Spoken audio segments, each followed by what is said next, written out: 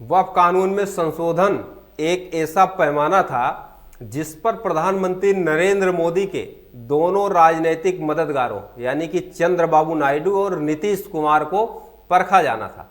क्योंकि आंध्र प्रदेश में लोकसभा चुनावों के साथ ही विधानसभा चुनाव हो गए थे, इसलिए नायडू के लिए तुरंत कोई बड़ा संकट नहीं था। लेकिन बिहार में इसी साल के अंत में विधानसभा चुनाव होना है, इसके बावजूद जिस तरह से जदयू वक्फ संशोधन कानून बनाने के लिए मोदी के साथ मजबूती से खड़ी हुई, उसे इतिहास में याद किया जाएगा। नमस्कार, स्वागत है आप सभी का आपके अपने चैनल निष्कर्ष पॉइंट पर। मैं हूं आपके साथ वेद प्रकाश मिश्रा। आइए समझते हैं पूरी कहानी कि क्या है। बिहार चुनावों के बाद से ही जदयू के इस जोखिम का सही परिणाम पता चल सकेगा, लेकिन इससे इतना तो तय हो गया कि देश में मुस्लिम वोट बैंक की राजनीति का दबाव समाप्त सा हो गया है। All India Muslim personal law board के लोग लगातार धमकियां देते रहे, लेकिन मुसलमानों का डर चंद्रबाबू नायडू और नीतीश कुमार को उनका मत परिवर्तन करने के लिए तैयार नहीं कर पाया। जिस दौरान देश में गाजा से लेकर के वक्फ मुद्दे पर कथित सेकुलर राजनीति करने वाले नेता मुसलमानों का डर बढ़ा रहे थे, उसी दौरान मोदी को इस्लामिक देश कुवैत अपने सबसे बड़े सम्मान से नवाज रहा था। मोदी की शुरुआती राजनीति ही वोट बैंक की राजनीति के दबाव से बाहर निकलने की रही है। गुजरात में उन्हें मुख्यमंत्री बनाया गया तो सबसे बड़ा संकट राज्य के सबसे शक्तिशाली पटेल वोट बैंक के दबाव से बाहर निकलने का था। मोदी ने बड़े सलीके से हिंदू हृदय सम्राट वाली छवि में पटेल नेताओं को इतना सीमित कर दिया कि उनके गुजरात से निकले एक दशक होने के बाद भी गुजरात का मतलब मोदी ही है। उन्होंने अन्य जाति समूहों का दबाव समाप्त कर दिया और हिंदू पहचान के साथ सभी जाति समूहों का बड़ा हिस्सा भाजपा के साथ जुड़ चुका है। मोदी अब यही कोशिश मुस्लिम वोट बैंक के मामले में भी कर रहे हैं। वह मुस्लिमों के भारतीय पहचान सबसे पहले रखने के लिए तैयार करने की कोशिश कर रहे हैं।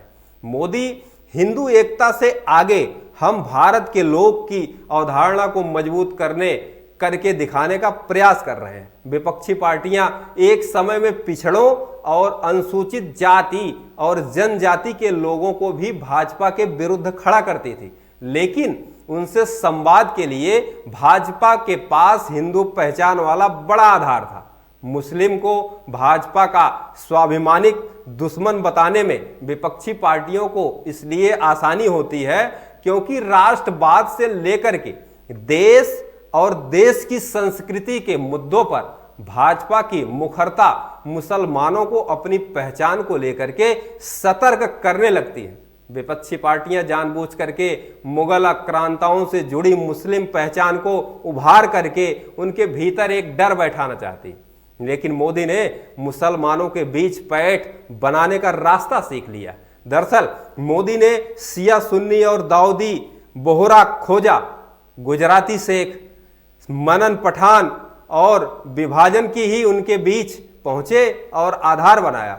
अभी भाजपा पूरे देश में पसमानदा मुसलमानों के हितों की बात कह करके मुस्लिम वोट बैंक की राजनीति में भेजा दबाव को खत्म करने में लगी है। मोदी और उनकी पार्टी ने यह स्थापित कर दिया है कि वक्फ संपत्तियों पर अमीर प्रभावशाली मुस्लिम जातियों का कब्जा है और गरीब पसमानदा मुसलमान और गरीब प्रभावहीन होता जा रहा है। कई मुस्लिम संगठन इसकी समर्थन कर रहे हैं, तो भाजपा विरोधी दलों के नेताओं की आक्रामकताओं की असली वजह यही है कि मुसलमान सिर्फ भाजपा विरोध के लिए उनके साथ खड़ा होना बंद कर देगा तो उनकी राजनीति बंद हो जाएगी। मुस्लिम वोट बैंक समाप्त होने के बाद उनकी राजनीति और कठिन हो जाएगी। मोदी की कोशिश इसी अंध विरोध की राजनीति को समाप्त करने की है। मोदी को यह भी भ्रम नहीं है कि मुसलमानों के हित में कानून बनाने से उन्हें वोट देने लगेंगे।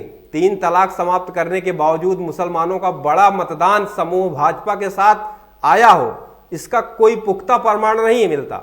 पर मुस्लिम के एक बड़े वर्ग में यह चर्चा होने लगी है कि भाजपा का अंधा विरोध करके हमें क्या मिल रहा है।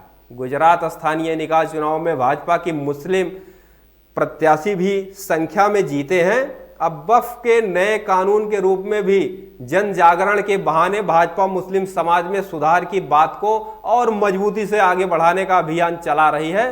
भाजपा अपने तर्कों में 3 तलाक, वक्फ, समान नागरिक संहिता के लिए मुस्लिम देश के ही तथ्यों को सामने रखती है। मुस्लिम देशों के तथ्यों पर भाजपा विरोधी मुसलमानों को जवाब देते नहीं बनता। तो वक्त हो चला है आपसे इजाजत लेने का। उम्मीद है हमारी यह रिपोर्ट आपको पसंद आई होगी। आपसे भी उम्मीद है आप ये वीडियो लाइक करेंगे, शेयर करेंगे और कमेंट सेक्शन में जा करके बेबाकी से अपनी प्रतिक्रिया अवश्य देंगे। नमस्कार।